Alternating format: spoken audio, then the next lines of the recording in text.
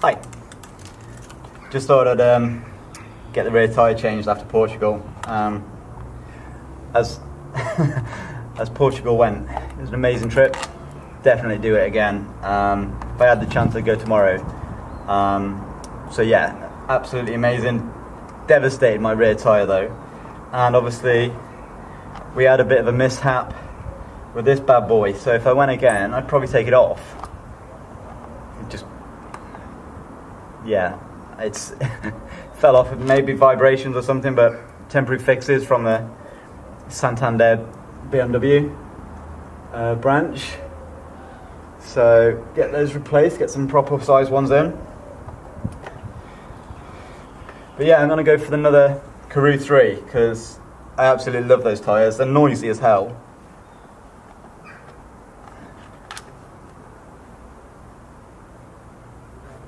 So, a bit of damage, but hey ho, it's only plastic.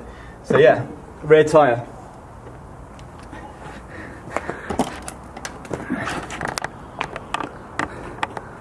I'm in the shadow. Let's get the zoom out. As you can see, I'll try and get out. Probably not the best place to be, stood right with the sun. So the centre of the tyre is absolutely, yeah, non-existent. So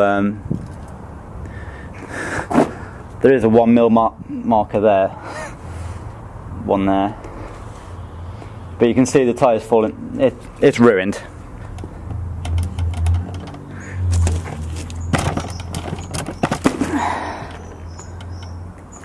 And if we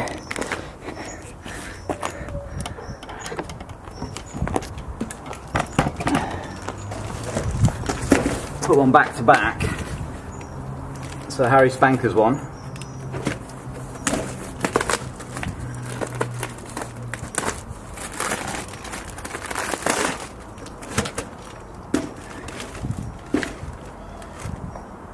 hopefully you can see that. So it's a nightmare, wrong place. So yeah, you can see what it should look like versus how it is now. So yeah, next time I go anywhere like this, Portugal, Spain, off-roading or whatever, I'll be taking a brand new tyre because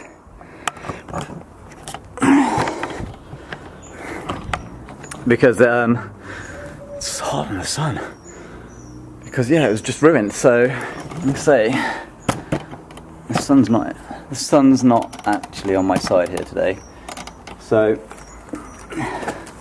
spanking new tyre, you get 10 mil tread versus none. So like I say, brand new tyre next time. The Karoo 3s, they're brilliant tyres. I absolutely swear by the front. It's even though it's a block tyre, it's got tread on it for off-roading and stuff. Once you get used to it, it's really confidence inspiring on the tarmac. I'm not too keen on sand.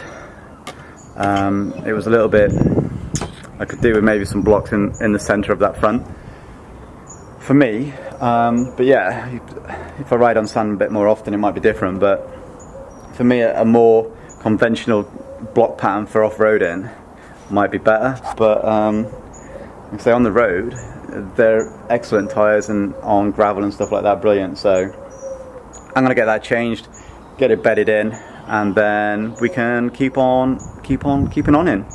So yeah, take it easy. What a beautiful day. Sun is shining, skies are blue, a couple of cotton balls in the sky, also known as clouds, and there's hardly any traffic on the road, which is always awesome because you don't have to fight car drivers. So I'm heading over to Watermouth Cove, which is near Ilfracombe in North Devon, and I've got the new rear tyre fitted, the new Metzeler Karoo 3 fitted, and the bike feels so different. It's just amazing what changing a rear tyre can do. that last one was proper spent. Yeah, it was. It wasn't down to the carcass, obviously, but it was. It's seen better days, and it just shows you that all I've done is change the rear tyre. Nothing else about the bike is different, and it just flicks into corners so much easier. And it just shows you as well that how over time that you get used to your tyres profile and your tyres tread and the shape of the tyre just going and deforming and stuff as it wears away. And I think you would, for me, I think you would notice it more on this style of tyre, these multi-purpose enduro tyres, these style of tyres that are semi-off-road, on-road tyres rather than a pure on-road tyre, because you've got those big chunky blocks of tread. Like I say, now that I've got the tyre back or a new tyre fitted, it just rolls into corners so much easier, and there's not that flat area and then a step as it tries to roll onto the shoulder of the tyre. So yeah, it's amazing. So since we're talking about the Karoo 3s, we might as well just have a little bit of a review of my experience with them. When I first bought the bike and I picked it up from the showroom, it had just normal Anarchies on, so the normal Anarchies with the road pattern, not the Anarchy Wilds, and they were pretty decent tyres. But because I wanted to start going off-road and using the bike not just on the tarmac, gravel tracks and stuff like that, I decided to go with the Karoo 3s rather than say Continental's proper off-roading tyres, because I didn't know how serious I was going to be about going off-road, and I didn't know how gnarly I was going to get with it all. Just let that tractor clear its way into the field. So I got the Karoo 3s after reading a few different internet things, and like I say, when I first got them, it took me about 100 miles to get used to them. It's the front tyre mostly. It's like you would turn into a roundabout or a slow speed corner when you're doing less than 30, and there was like this massive fall, as if like you've got the tread blocks, nothing, tread block. It was almost as you turned in at less than 30 miles an hour, you fell into that gap, and it was almost like the bike was just going to crash, or you were going to lose the front end. And it took me a little while to get my head around that, and once I did, it was fine. It feels to me like a normal tyre now. The front, since I've got used to that front tyre, I've got so much confidence with it on the road. Off-road's a different thing because I'm still learning to ride off-road. I'm still learning my craft, so to speak, about off-roading on this bike. When I was a kid, I used to have a motocrosser and a couple of a DT50 and stuff like that, and I used to ride them in the field, so mostly on grass and down around this disused area, which was gravelly and stuff, but it was pretty smooth, and hard packed. But the speeds were different, and definitely the weight of the bike was different as well. I mean, you know, these things are a big chunk. Whereas when I was 15 and I had a KX80, the bike was light and it was easy to pick up and easy to move around, even as a 16-year-old kid. This is, I'm 5'7" ish. Some people would call me a liar. No, I'm 5'7" and I weigh 70 kilos. This bike is about 250 kilos, so there's a big difference in weight. And so when this is lying on the floor, it is a big chunk. But anyway, I digressed about the weight of the bike. The bike's heavy, the bike's big, it's tall, and good to see some other guys out. So yeah, the bike's big and heavy. However, let's get back to the tyres. So The main gripe I have about these tyres, and it's the same, everyone will say the same, with these kind of tyres, knobbly tyres, things with big chunks of tread, is the noise. There's just this constant whining that I wear earplugs and it still doesn't get drowned out. And I can hear it when I watch the videos back and I edit the videos, you can hear the road noise of the tyre. It wasn't like that when I had the sports bikes and I had normal tyres. So they are noisy tyres, and it's something you get used to, and you know it's going to be noisy, and you just, like I say, earplugs. But the front end is so confidence inspiring on the road, and so is the rear. And I've had the rear when it was the weather was really bad up here. This is North Devon, this is near Blackmore Gate on the way to Combe Martin, and there was one point the snow was, see the hedge on the right hand side, the snow was higher than the hedge at one point, and I came out in the sludge and stuff like that, and the bike just tracked through it and was fine. And this is a rural farming area, so these roads get dirty as well, and when it gets wet it's slippy, and the bike and the tyres were awesome, so I got no problems with the tyres. However, the issue that I did have, and it wasn't really an issue, I was trying to figure out, I come up with some kind of theories like why in Portugal I'd gone from 4 mil of tread to 0 in not much time at all. Bearing in mind the tyres start off with about 10 mil of tread. Starting off with 10 mil of tread, I went to Portugal with about 4, and after a few days I got 1 mil, and then I got none. And I started to wonder if it was because of the surface of the tarmac in Portugal was really aggressive. Was it that? And then I was like, was it being off-road was just like quite aggressive on the tyres and just ate through the rubber? And I was like, maybe not. And then I was like, well, I started to do some maths on how long the tyres lasted, and I'm on my 3rd rear tyre, and the first rear tyre that I had, the first Karoo 3, only lasted about 2,000 miles, and I got a puncture, a piece of metal from this road actually, pierced the rear tyre, and it was not salvageable, and it's a long way back to my house from here. So yeah, the first rear tyre only lasted about 2,000 miles, but the one that I had on that got changed recently, so the second, that lasted about 4,500 miles, and I was like, well, okay, so 4,500 miles for a rear tyre, which is not a lot when you grand scheme of things,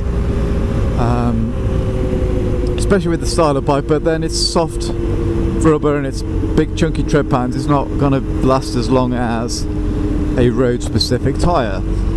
So like I say, 4,500 miles, and I had it up and I did 2,000 miles in Portugal, so it wasn't the fact that the tarmac was super grippy and super aggressive, and it wasn't the fact that it was getting eaten up on the trails and on the gravel.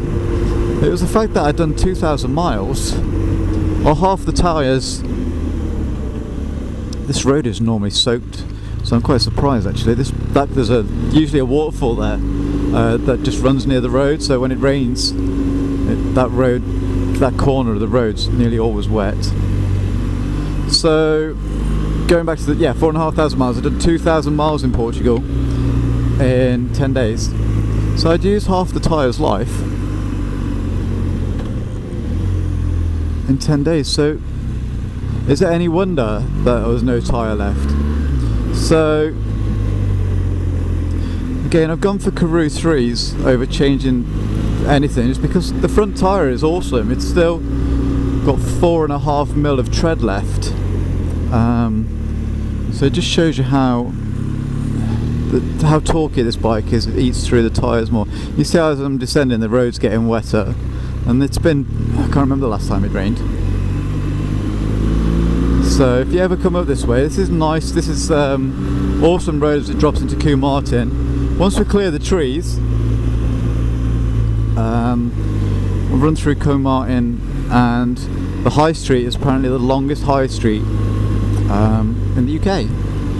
Bit of a pub trivia for you. And so yeah, the front tyre on there, get back to the tyres. Front tyre is awesome. Like I say, I've loads of faith in it, and because I've got 4.5 mil of tread, there's no point in just throwing it away. So I reckon by the time this rear tyre's spent, there'll be time for another tyre on the front. I might change to something else, give something else a go, because I like to see what different things do to the bike and see how it handles. And I might go for something with a more aggressive tread pattern for off-roading, just in case it gets a bit muddy on some of the places I go, because I don't think these tyres would be that good in mud. Gravel, not a problem. On the road, they are awesome. Noisy, but awesome. And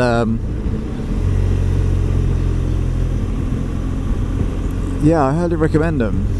So if you've not had a go on Karoo 3s and you've got an adventure bike, give them a go. I don't think you would be disappointed. Just be aware of that initial bedding in period, where it just feels a bit weird, as if the bike's gonna just drop as you roll into that corner at a slow speed. Anything over, I don't know, 40 miles an hour, I never really noticed the problem. So it had like gone, but it was just a slow speed thing. Although, it could be another test could be is if I change the tyres, if I change the front,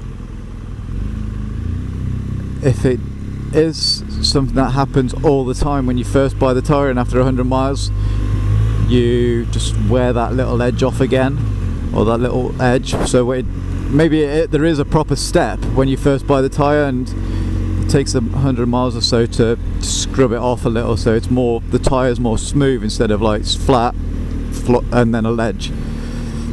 I'm hoping what I'm trying to say makes sense. But yeah, Kew Martin High Street, longest high street in the UK. And imagine trying to drive a truck down here in the middle of the day in the summer, or a bus. And then you got people coming the other way, holiday makers, in their cars, in their vans. You get tractors up this road, there's tractors. You also get, as well, obviously trucks, caravans. So this is a busy, busy road. There's only one way really in and out of Kew Martin, and this is this road. So this is the way in and out, and then as we go through to Ilfracombe. So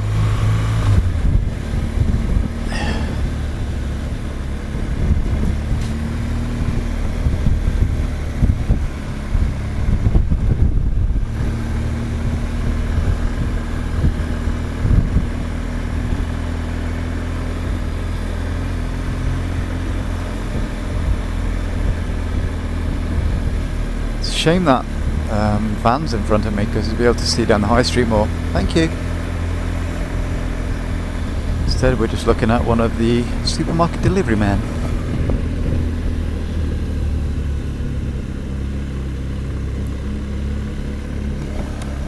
Keep faffing with my visor because it's windy, so I don't want loads of wind noise in the microphone. But I put the visor down and it's like I'm not getting any air. There's not enough air getting through.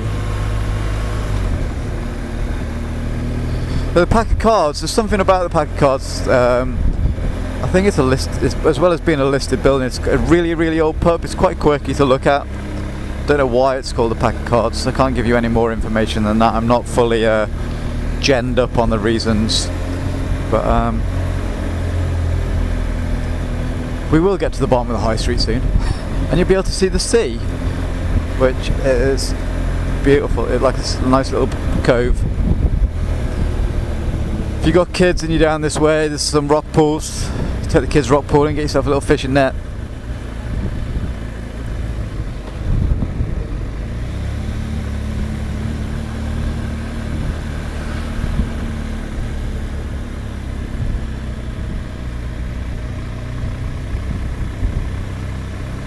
Like I say, if you want to have a downside, it isn't the widest of roads. There's always cars parked up on the side, and it's busy, especially in the summer.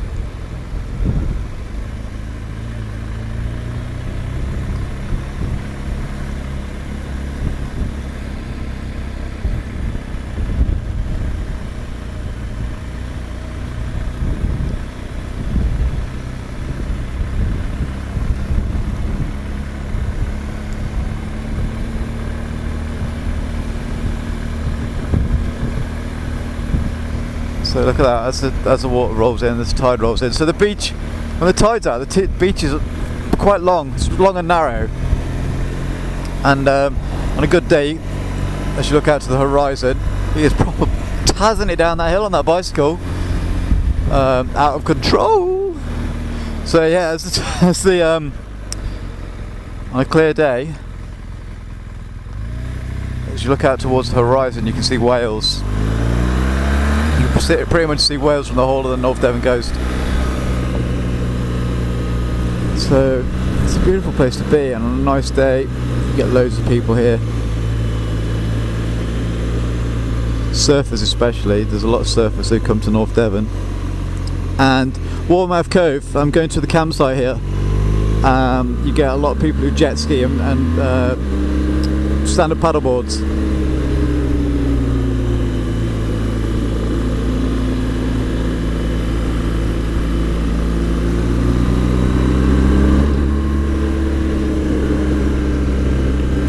So tree tunnel. It's quite late. It's not late. Sorry. It's what time is it? 6:48 p.m. The sun's starting to set a little bit, so it's getting dapply in these trees.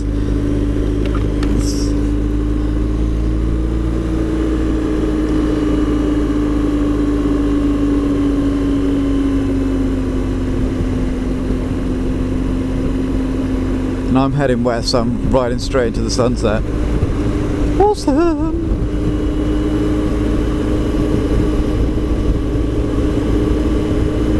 So Watermouth Cove, just there. Tyres here, that's where I'm going. So it's not far. I haven't put it into the sat nav because I know where I'm going, so.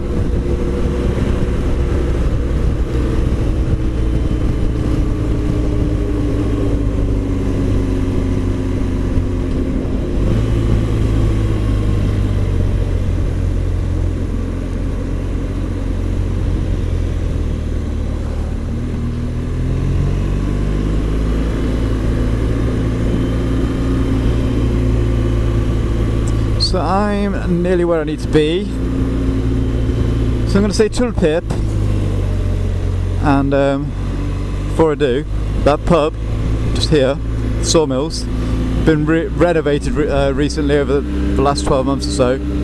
As of today, it's 2018. So, and it's really nice in there if you want to get some food. It's a nice place. There's a river there. But just here is where I'm going. There's a nice campsite, and I'll try and get some photos of the bay and post them with this video. Okay, so take it easy. Bye bye now.